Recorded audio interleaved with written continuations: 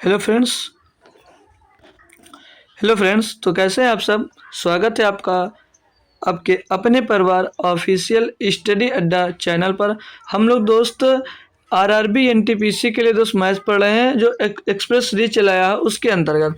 आज हम दोस्त फिर से जो पढ़ने वाले हैं वो प्रैक्टिस सेट नंबर दोस्त 11 है, जिसमें आपको मिलता है मैथ्स का सॉल्यूशन के साथ साथ दोस्त आपको डीआई का भी सॉल्यूशन देखने को मिलता है। मतलब मैथ के क्वेश्चन तो होते ही हैं और साथ में डीआई के भी क्वेश्चन जो ज़रूर मिलते हैं इसमें, ठीक है।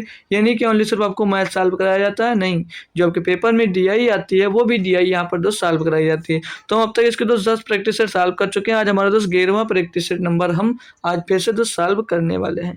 तो इस दोस्त जो ये आरआरबी एनटीपीसी के लिए मैथ चलती है तो ये दोस्त चैप्टर वाइज भी चलती है दोस्त और प्रैक्टिस सेट भी चलती है। तो चैप्टर वाइज कब चलती है और प्रैक्टिस सेट कब चलती है तो आपको पता होगा, नहीं पता हो तो सुन लीजिए।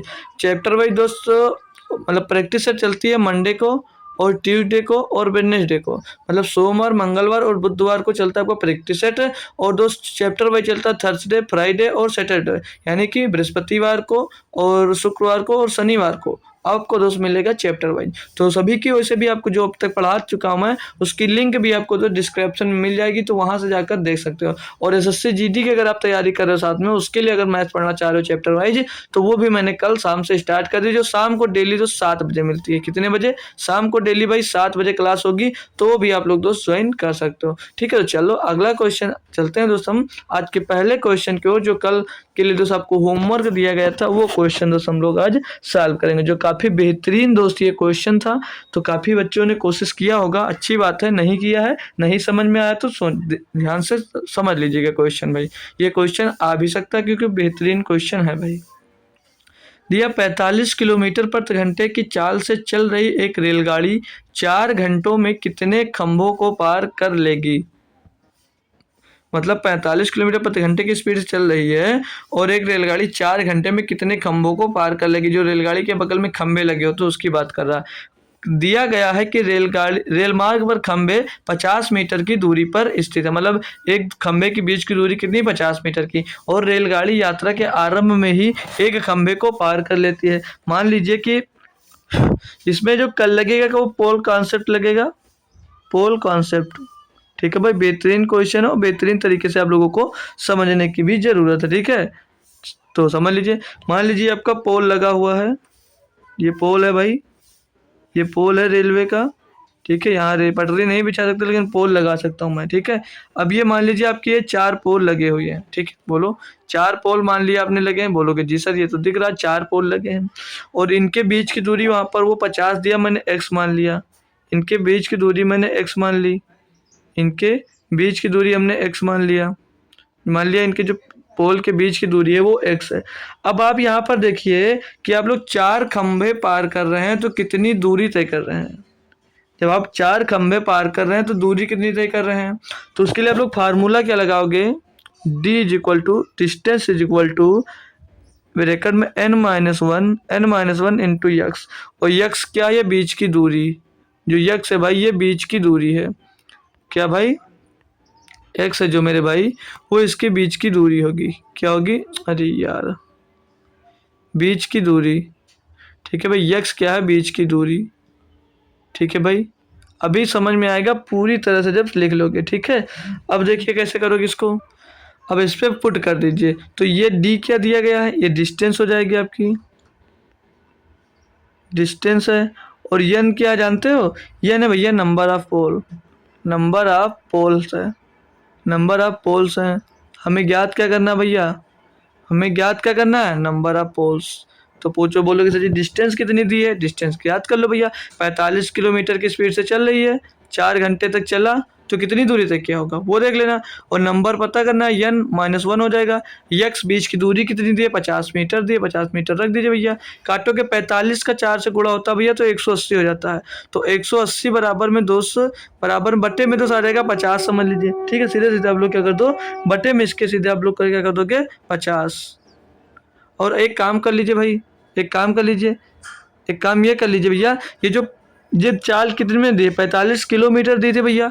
और ये जो है भैया मीटर में इसकी दूर डिस्टेंस दी गई, तो हम इसको अगर मीटर में बनाने के लिए क्या करेंगे, 45 चौको 180 तो होगा भाई, 45 चौको 180 होगा। लेकिन अगर इसमें 1000 से गुणा कर देंगे तो इसकी दूरी किस में आ जाएगी, मीटर में। तो 1000 किस में दूरी कर दीजिए आप लोग, इसको 50 से भाई आप डिवाइड कर दीजिए, 50 से डिवाइड कर दीजिए, बराबर में आपको जो आएगा वो n-1 आएगा। ठीक है, बोलोगे जी सर। काटा पीटी करते हैं अगर हम, तो एक जीरो से एक जीरो काट देंगे और 5 से इसको काट देंगे तो 180 को आ जाता है 36, 5 से 180 को काटेंगे तो आ जाता है 36, पीछे डबल जीरो आ जाएगा 3600। तो n बराबर क्या आएगा, n-1 इधर, तो 1 उधर जाकर क्या हो जाएगा, प्लस हो जाएगा, यानी कि आंसर इसका क्या आ जाएगा 3601। यानी कि भैया 45 किलोमीटर पर घंटे की चाल से 4 घंटे चलती है तो भैया 3601 खंभों को वो पार करेगी। कितने खंभों को पार करेगी, तो 3601 खंभों को दोस्तों पार करेगी। बढ़िया बेहतरीन दोस्त क्वेश्चन था, आप लोग चाहो तो स्क्रीनशॉट ले ले और एक बार फिर से कोशिश कर लेना अपने आप से। ठीक है, बढ़ जाओ आगे, चलो। क्वेश्चन नंबर 17 दिया है, उन दो गोलों के आयतनों का अनुपात ज्ञात कीजिए जिनके वक्र पृष्ठों का क्षेत्रफल का अनुपात 1:4 है। मतलब कि भैया, मतलब कि कर्व सरफेस एरिया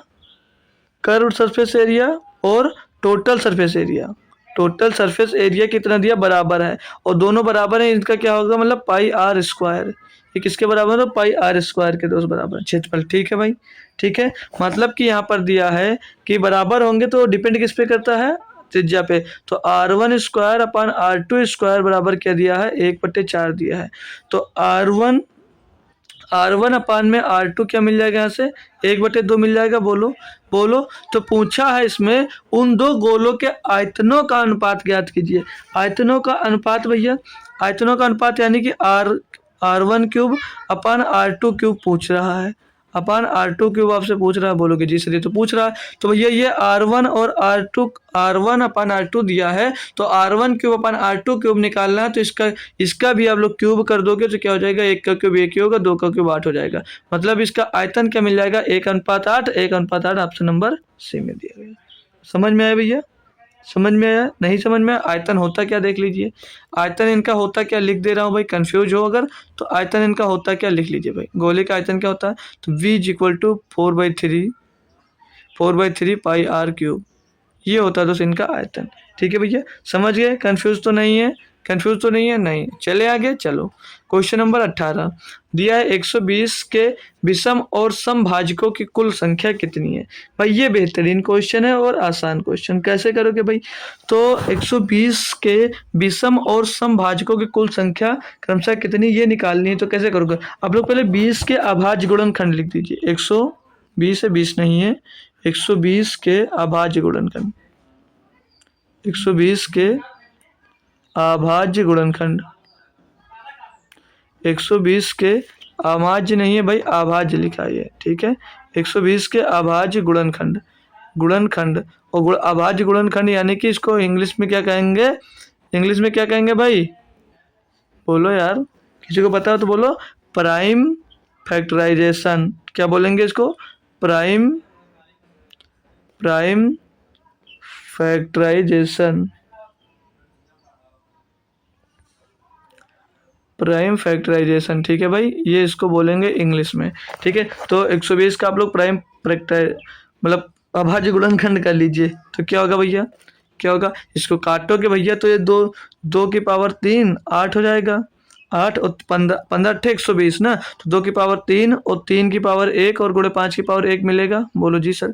देखिए भाई यहाँ पर डायरेक्ट करा दे रहा हूँ, अगर ये डिटेल में समझना तो मैं SSCGD के लिए जो चैप्टर वाइज शुरू किया हूँ वहाँ पर आ सकते हैं। बहुत बेहतरीन तरीके से मैं फैक्टर निकालना वहाँ पर जरूर सिखाऊंगा। कल यूनिट डिजिट पढ़ाया था। अब 2 की पावर 3 है, फैक्टर्स गिनना आपको, तो क्या लिखोगे, 2 की पावर 0, 2 की पावर 1, 2 की पावर 2, 2 की पावर 2 और 2, अरे यार, 2 की पावर 2 और 2 की पावर 3, ये 3 तक आया। ये 3 की पावर 0 और 3 की पावर 1 तक आएगा। ये 5 की पावर 0 और 5 की पावर 1। यहाँ से नंबर ऑफ फैक्टर निकालना है।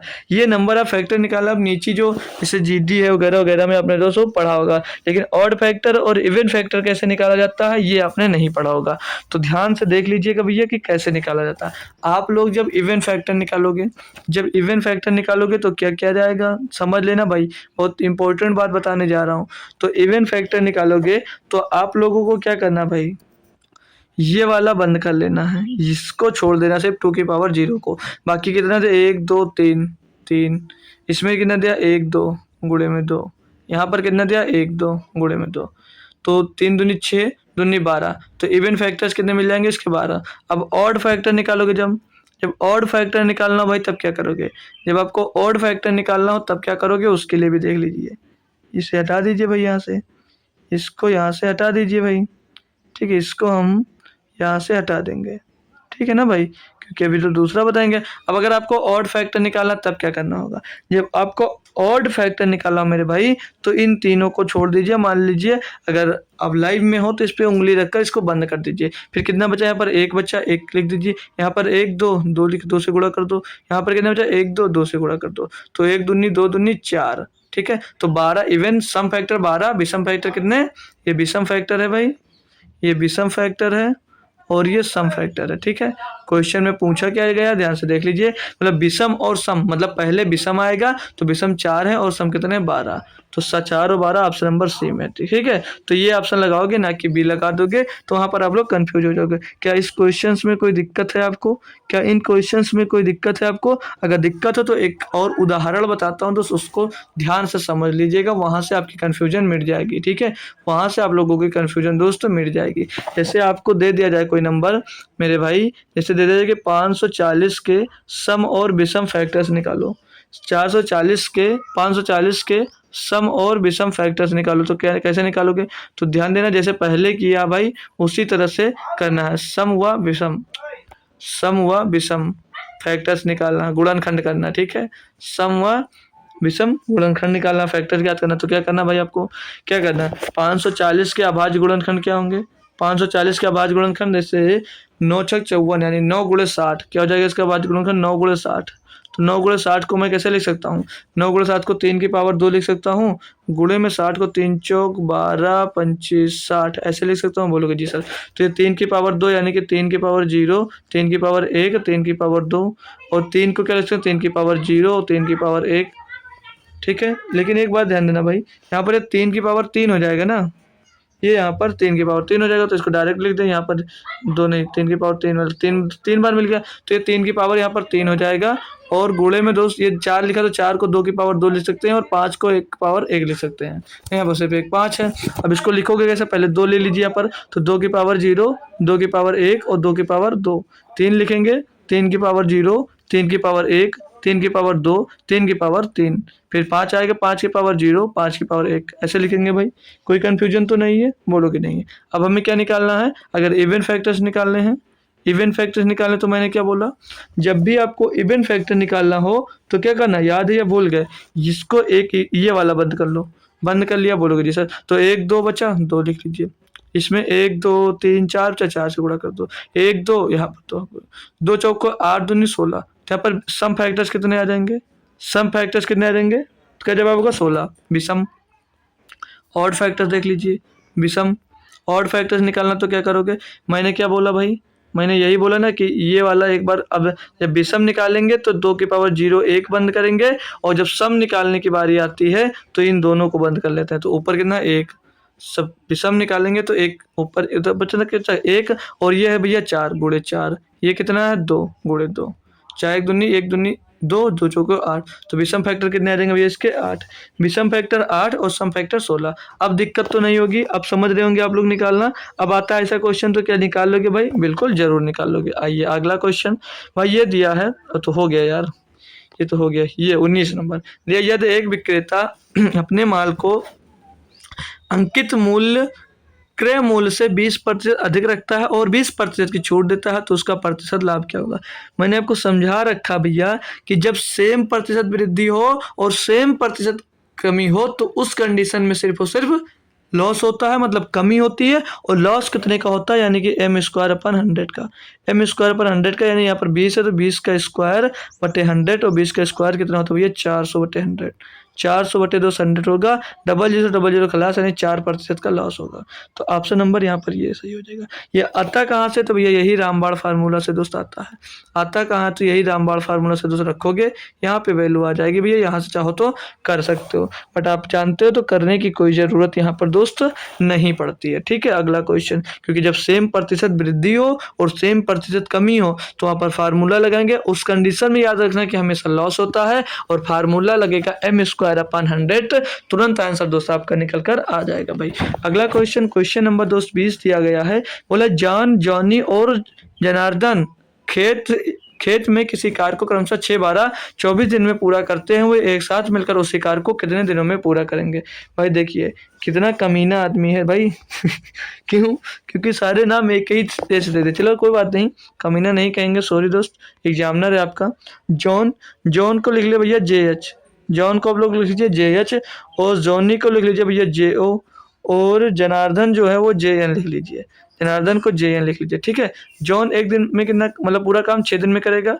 जो जॉनी है वो भैया एक दिन में 12 काम करेगा, और जो जनार्दन है वो एक दिन में 24 काम करेंगे। एलसीएम निकालेंगे, एक दिन का वर्क निकालेंगे, तो इनका 6, 12, 24 का एलसीएम ये 24 ही हो जाएगा। तो जॉन है जो एक दिन में कितना काम करेगा 4, जनार्दन सॉरी जॉनी एक दिन में कितना काम करेगा 12 दूनी 24, और जनार्दन एक दिन में काम करेगा 1। बोल रहा है कि वे एक साथ मिलकर उसी कार्य को कितने दिनों में करेंगे। भाई ये तो और आसान कर दिया, इनको आपस में जोड़ दीजिए, तो 4, 2, 1, 6, 1, 7, 7 से भी ये 24 को डिवाइड कर देंगे, तो 7 तिरक 21 बचेगा 3/7, मतलब 3/7 दिनों में भैया सभी लोग मिलकर उस कार्य को पूरा कर देंगे। आसान क्वेश्चन था, सभी बच्चे करने में समर्थ रहे होंगे दोस्त इसको, क्योंकि भाई टफ क्वेश्चन दोस्त नहीं था। समझ में आ गया ना? अगला क्वेश्चन देख लीजिए भाई। क्वेश्चन नंबर 21 दिया, एक कक्षा की परीक्षा में 5 छात्रों के प्राप्तांकों का औसत 39.20 है। मतलब 5 छात्रों का औसत अंक कितना भैया 39.20 है, तो इनका योग कितना होगा? तो 5 शून्य 0, 5 दूनी 10 का 0 हासिल आएगा 1, 5 9 45 46 के 6 हासिल आ जाएगा 4.2 अंक बाद है, 2 अंक लगा दिया, 5 3 15 और 4 19, 196 भैया। आगे बोला और उनमें से 3 के प्राप्तांकों का औसत 41 है। मतलब 3 के प्राप्तांकों का औसत 41 है, 41 दिया कितना होता भैया 123। आगे क्या बोला? शेष 2 छात्रों का प्राप्तांक ज्ञात कीजिए। मतलब शेष 2 छात्रों का प्राप्तांकों का औसत निकालना, ठीक है। औसत ज्ञात करना, भाई घटा दीजिए, इसमें से 3 बचेगा, ये घटाएंगे 2, 5 9 में 2 जाएगा भैया 7 बचेगा, आगे कुछ नहीं। औसत पूछा भैया 2 का पूछा, 2 से डिवाइड कर दीजिए, तो 2 से इसको डिवाइड करोगे क्या आ जाएगा 2 3 6, इसको काटोगे 2 का 2, 2 3 6 और बचेगा 1 हो जाएगा 12, 2 6 12 बचेगा 1 पॉइंट लगाएंगे 10 होगा तो 5 10, मतलब इनका 2 का 2 जो औसत प्राप्तांक होगा वो कितना होगा 36.5 होगा। ऑप्शन नंबर भैया आपका यहाँ पर डी सही हो जाता है। कोई कंफ्यूजन तो नहीं है, कोई कंफ्यूजन होनी भी नहीं चाहिए आपको। अगला क्वेश्चन दिया भाई, क्वेश्चन नंबर 30 बोला 48:75 45:75, 3:5, 51:68 और 256:81 भैया पर अनुपात नहीं है, अनुपात 81 का मिश्र अनुपात कंपाउंड रेशियो क्या है भाई? मैं इसको जब ज़्यादा नहीं यूपीएससी का सिर्फ 2 प्रैक्टिस सेट करवाया हूँ, उसमें एक बार मिश्र संख्याएं बताया था, मिश्र अनुपात क्या होता है वो बताया था। काफ़ी बच्चे यही नहीं पता होता कि मिश्र अनुपात होता क्या है, तो वो भी आज अच्छे से सीख लेंगे। मिश्र अनुपात का मतलब जैसे कोई दिया गया है A/B, तो A/B, और C/B लिखा तो गुणे में रख दीजिए C/D, ठीक है। गुणे में फिर E/F, E/F, फिर अनुपात G/H, ऐसे दोस्त ये करना होता है, ठीक है। जो मिश्र अनुपात होता है, जो अनुपात में दिए होते हैं उनको आपस में गुणा करना होता है, यानी 45:75 तो 45/75 हो जाएगा, और गुणे में सर जी 3:5 है, 3/5 हो जाएगा। भाई अगर ये ऑप्शंस नहीं दिख रहे हैं तो उससे कोई दिक्कत नहीं है, मेन चीज़ होता है आपको क्वेश्चन समझ में आए और आप आंसर निकाल पाओ, ठीक है। तो ये अनुपात हो जाएगा, और ये अनुपात दिया 51:68 तो 51/68 हो जाएगा भैया, और चौथा अनुपात दिया 256:81 दिया, 256/81 काटा बेटी करोगे भाई इसको तो 15 3 45 हो जाएगा, और 15 5 75 हो जाएगा, 17 3 51 हो जाएगा, 17 चौको 68 हो जाएगा भैया, 3 त्रिका 9 त्रिक 27 3 81 हो जाएगा भैया, और इसको 4 से काट लें 256 को तो 4 6 24 4 4 16 64 आ जाएगा भैया। तो बचेगा क्या? ऊपर बच जाएगा 64, और बटे में 5 3 15, 5 3 15 5 75 भैया, 64/75 और 64/75 भैया ये क्या दिया है ऑप्शन नंबर ए में दिया, तो 64/75 इसका दोस्त मिश्र अनुपात हो जाएगा। क्या समझ में आया भैया? क्या भाई समझ में आया? तो जैसे मतलब कोई भी संख्या अनुपात में दिया गया है, मिश्र अनुपात पूछा जा रहा है, तो उसको आपस में आपको सिर्फ और सिर्फ क्या करना रहता है? गुणा करना रहता है, उसके बजाय और कुछ नहीं करना रहता। तो कोई कंफ्यूजन रही होगी तो दूर कर लीजिएगा, और कुछ नहीं है इसमें, ठीक है। बता लेना, पूछ लेना भाई। अगला क्वेश्चन नंबर 23 दिया भाई, सिंप्लीफिकेशन का एक आसान क्वेश्चन है, दिया 6 + 3। भाई इससे आसान भी कुछ होता है यार क्या? पूछा किसमें गया? NTPC CBT 1, एक फरवरी 2021 के सेकंड शिफ्ट में पूछा गया। माइनस का 5 गुणे में भैया, अब लेकिन भाई चैप्टर है तो उसको पूछना भी कंपलसरी पड़ जाता है। तो भैया 6 3 9/3 यानी कि 3 ही हो जाएगा। माइनस का 5 5 4 9 बचे 45 हो जाएगा भैया। 3 से भैया 45 घटाओगे माइनस का क्या बच जाएगा? 42। कोई दिक्कत? बोलो भाई एक बार, कोई दिक्कत? इतना आसान क्वेश्चन भैया दिया है। चले आगे, चलो क्वेश्चन।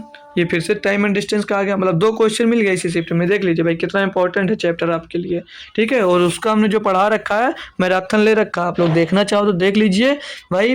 उसकी लिंक तो चलिए आज लिंक भी डाल देंगे इसमें। तो चैप्टर वाइज कुछ चैप्टर्स के जो मैराथन ले रखा हूँ भाई, उसमें कंप्लीट पढ़ा रखा है। उससे बाहर ना NTPC, SSC GD, SSC MTS कोई भी एग्जाम्स दे रहे हो उससे बाहर नहीं आ रहा है। पूछ रहा नरेंद्र एक कार को 10 दिनों में कर सकता है। नरेंद्र एक कार को भैया 10 दिनों में पूरा कर सकता है, कर लेता। अमित उसी कार को 12 दिनों में पूरा कर लेता। अमित उसी कार को 12 दिनों में पूरा कर लेता है। उन दोनों को एक साथ मिलकर उसी कार को पूरा करने में कितने दिनों का समय लगेगा? भाई कर लीजिए, इनका एलसीएम क्या होगा? 60। एक दिन में नरेंद्र कितना काम करेगा? 5 नहीं 6 करेगा ना, 6 दाम 10 का 60।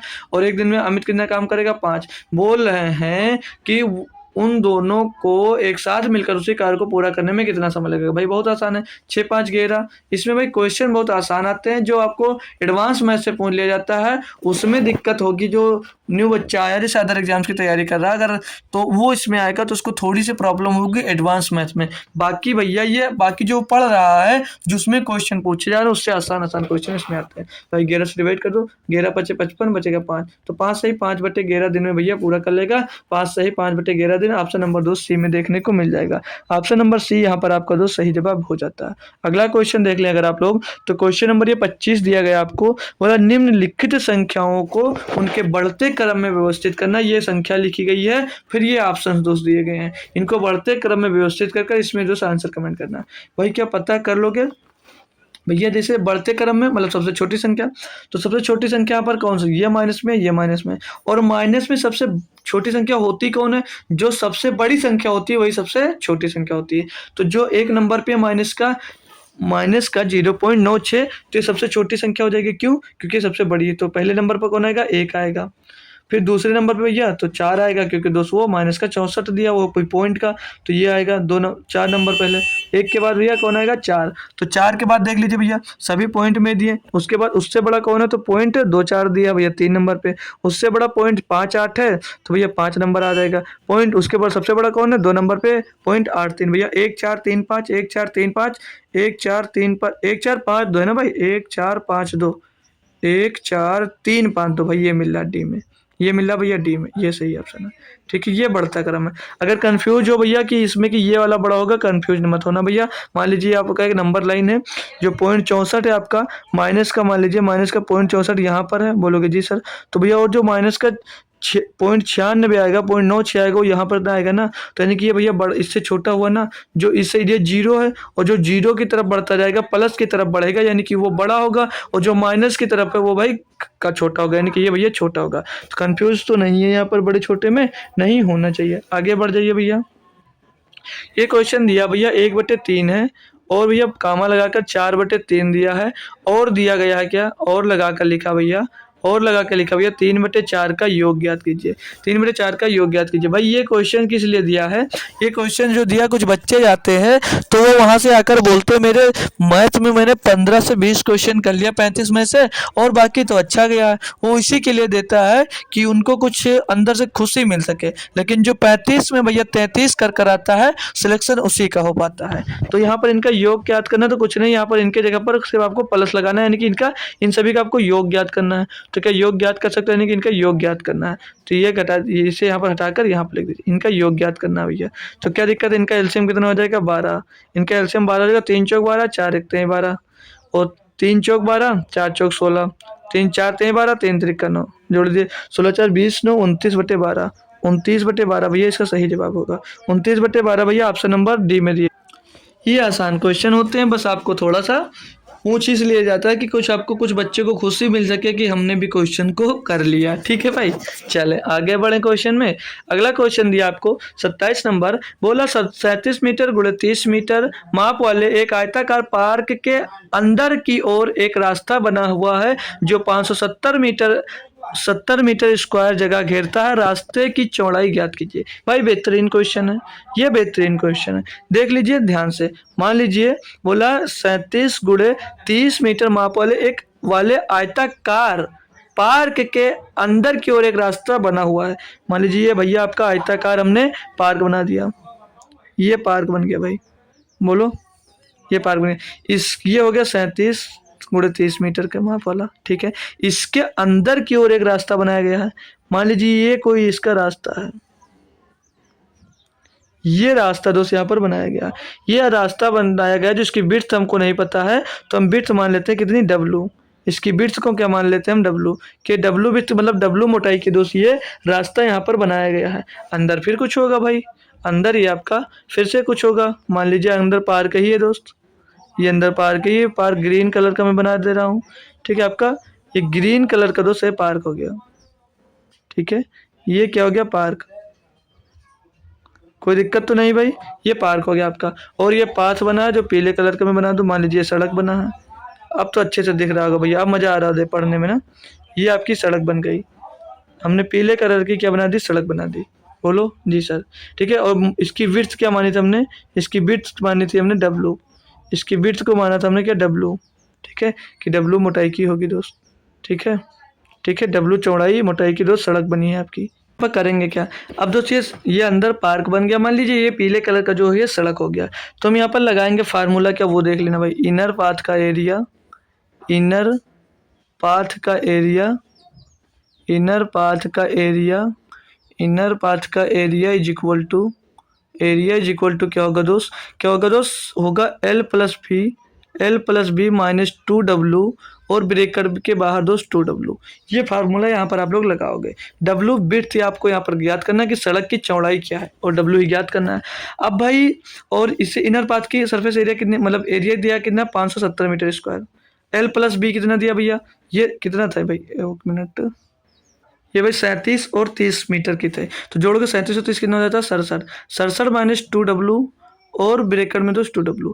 अब आपको करना क्या है, अब अगर 2W का अंदर मल्टीप्लाई हम करवाते हैं दोस्त, तो ये 4WX² हो जाएगा, और 67 का गुणा 2 से हो जाएगा, और 67 W करके कुछ आ जाएगा जो द्विघात समीकरण लगभग बन जाए आपका। अब द्विघात समीकरण बनेगा भैया, तो सॉल्व करने में काफ़ी टाइम लगेगा, तो क्या कर सकते हो, तो पूछोगे सर जी आप बताओ क्या कर सकते हैं। तो मैं ये कहूँगा कि आप लोग ऑप्शन पे चले जाइए, और ऑप्शन से वैल्यूज एक एक रख कर चेक कर लीजिए कि जो इक्वल में दोस्तों 570 दिया ये आ रहा है या नहीं आ रहा। तो बोलोगे सर जी ये वाला तो थोड़ा बेहतरीन हो रहा है, इस पर मैं दोस्तों काम कर सकता हूँ, इस पर मैं वैल्यूज रख कर चेक कर सकता हूँ। बिल्कुल भाई रख सकते हो, 10 रखते हैं अगर हम, तो यहाँ पर ये हो जाएगा 10 दूनी 20, और 20 का गुणा माइनस करो 67 से कितना बचेगा, 47, ठीक है। बोलो 47 बचेगा, और 10 दूनी 20, तो गुणे में 20 आ जाएगा, तो 47 गुणे 20 कितना होता है चेक करोगे, 47 दूना कितना होता है 94, 47 दूना 94 होता है, और पीछे 0 940, यानी कि भैया ये ज़्यादा आ रहा है।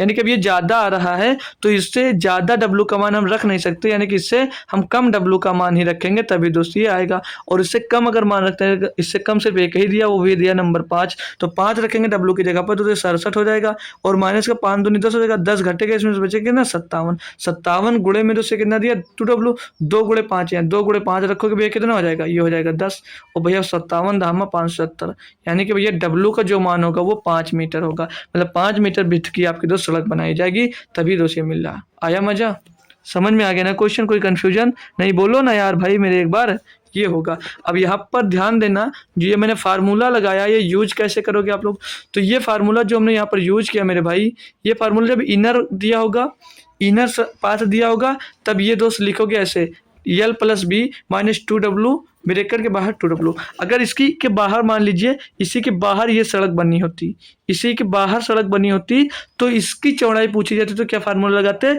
वहाँ पर, आउटर पाथ का एरिया बराबर लगाते हैं L+B प्लस 2W ब्रेकेट के बाहर 2W, मतलब ये जो 2W होगा ये प्लस का हो जाएगा, और अंदर का निकालोगे तो ये माइनस का हो जाएगा, ठीक है ना भाई, कोई दिक्कत तो नहीं होगी, नहीं होनी चाहिए। अगला क्वेश्चन देख लीजिए, अब 28 नंबर दिया गया भाई, 28 नंबर क्वेश्चन दिया भाई आपको, 4 + √2, 4 + √2 बट्टे में √2 + 1, बट्टे में √2 प्लस का 1 दिया गया है, का मान ज्ञात कीजिए। तो भाई इस टाइप का जब भी कोई क्वेश्चन मिले तो इसका परिमेयकरण करना रहता है, क्या परमीकरण करना रहता है, और परमीकरण नीचे वाले के डिफरेंट साइन से करना रहता है। रेशनलाइजेशन मतलब परमीकरण करना है। इसका परमीकरण कैसे करोगे, तो मैंने बताया ना, इसके डिफरेंट साइन से कर दीजिए। तो नीचे क्या भैया √2 + 1 है, तो √2 - 1 से इसका परमीकरण हो जाए, तो नीचे भी होगा ऊपर भी होगा। ठीक है, अब गुणा करोगे इसका, तो इसका गुणा करोगे तो इसका आपस में गुणा करा दीजिए भैया। तो अब 4 का गुणा √2 में होगा तो कितना हो जाएगा भैया, ये 4 √2 हो जाएगा। बोलते जाइए यार, हो जाएगा ना, हो जाएगा सर जी, बिल्कुल सर जी, यस सर, हो जाएगा, यही आवाज आनी चाहिए। 4 का गुणा 1 में होगा तो -4 हो जाएगा। ठीक है, अब ये √2 का गुणा √2 में होगा तो कितना हो जाएगा भैया, कितना हो जाएगा, +2 हो जाएगा भैया। और ये √2 का गुणा -1 में होगा तो -√2 हो जाएगा। बटे में भैया ये क्या बन जाएगा, ये √2 + 1 और एक दूसरे ब्रैकेट में √2 - 1। तो इसको देखकर कुछ फार्मूला आपको याद आ रहा है कि एक ब्रैकेट में a + b और दूसरे ब्रैकेट में a - b किसका फार्मूला होता है, तो बोलोगे सर जी ये फार्मूला होता है a² - b² का। तो a² यानी 2 का स्क्वायर 2 और b का स्क्वायर यानी कि 1, तो कितना बचेगा 1। तो ऊपर क्या बच जाएगा, ऊपर बच जाएगा सर ये, यहाँ पर ये पूरा फाइनली कर 1 बचेगा। ऊपर वाला कर देख लीजिए क्या क्या बच रहा है भाई, ऊपर कर आप लोग देख लीजिए क्या बचेगा। तो ये 4 √2 में से 1 रूट मतलब 2, 1 रूट घट जाए कितना बचेगा, 3 √2 बचेगा। बोलोगे जी सर। यहाँ पर प्लस माइनस के 4 से प्लस का 2 घट जाए कितना बचेगा, -2। तो 3√2 ऑप्शन नंबर 1 में दिया गया है। ऑप्शन नंबर भैया 1 में दिया गया। इतना आसान क्वेश्चन था, आपको कर लेना था।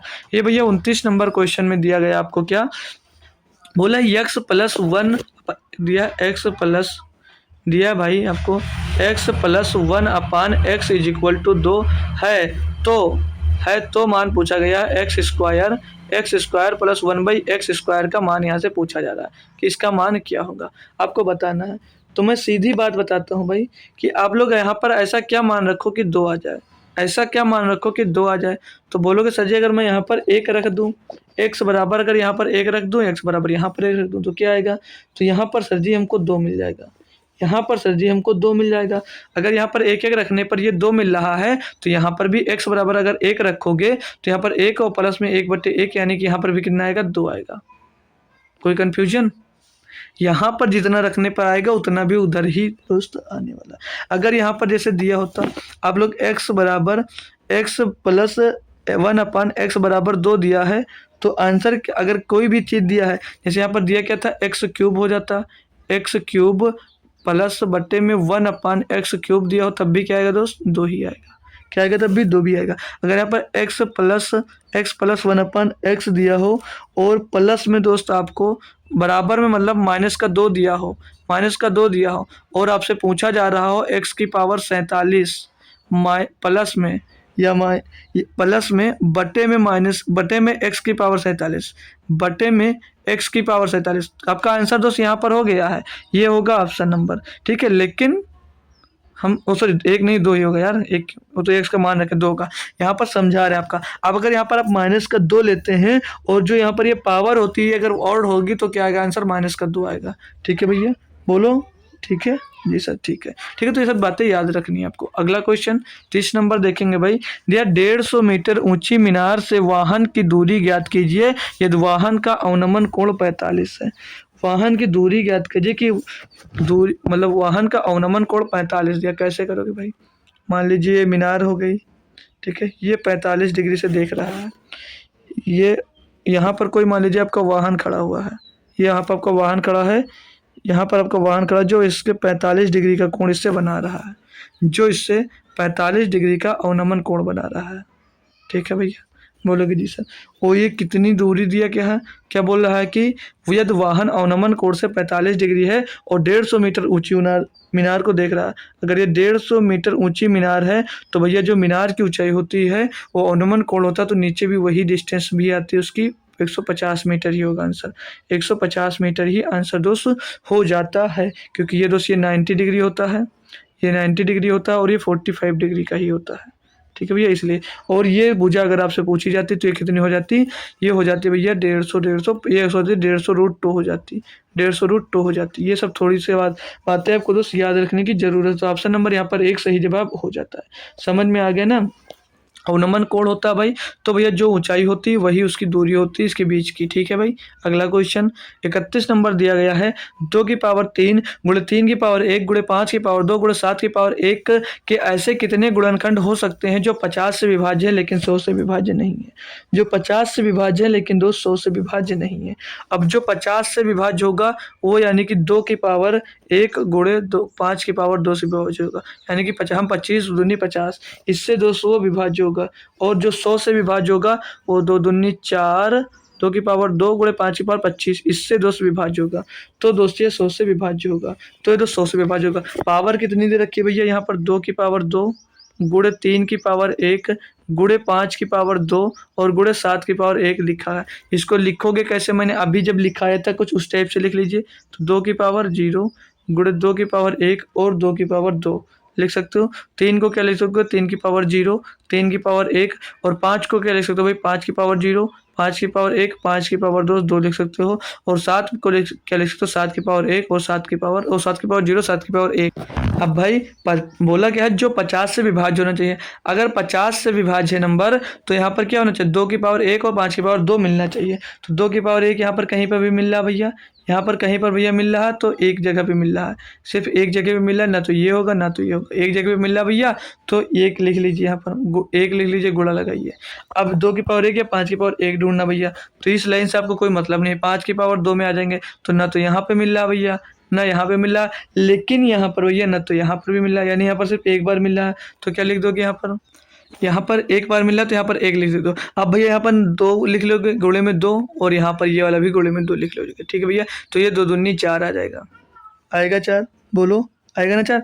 तो भैया क्या बोला, जो 50 से विभाज्य हो सकती हैं लेकिन 100 से नहीं। तो ऐसे कितने गुणनखंड भैया, 4 ऐसे गुणनखंड है जो 50 से इसके विभाजित होंगे लेकिन 100 से विभाजित नहीं होंगे।